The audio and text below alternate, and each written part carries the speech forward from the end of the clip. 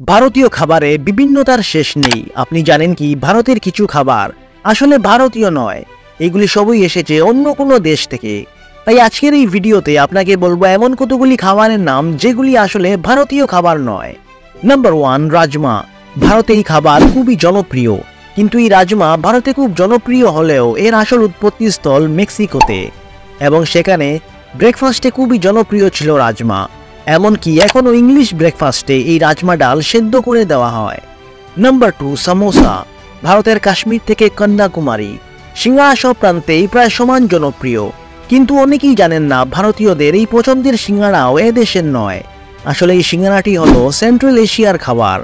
আগে সেখানে সিঙ্গাড়ার ভেতর মাংস পরে খাওয়া হতো, কিন্তু 10 সেঞ্চুরির দিকে এটি ভারতে আসার পর এর ভেতর থেকে মাংস বাদ দিয়ে আলুর মশলা ভরে দেওয়া হয়, এবং এখান থেকেই ভারতে শুরু হয় সিঙ্গাড়ার। নাম্বার 3, জিলেবি। আমাদের সবার প্রিয় জিলেপি। এই জিলেপির আসল নাম জুলেবিয়া।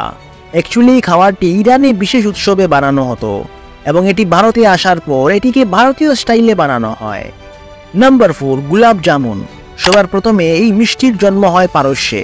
তখন এই গুলাব জামুনের নাম ছিল লুকমত-এ-আল-কাদি। বলা হয় যে শাহজাহানের দরবারে এই মিষ্টি প্রথম বানানো হয়, এবং তারপর থেকেই ভারতের জনপ্রিয় হয়। তাহলে প্রিয় দর্শক, ভিডিওটি আজ এখানেই শেষ করছি। এই ধরনের মজার ফ্যাক্টস ভিডিও জানার জন্য আমাদের চ্যানেলটি সাবস্ক্রাইব করুন। ধন্যবাদ।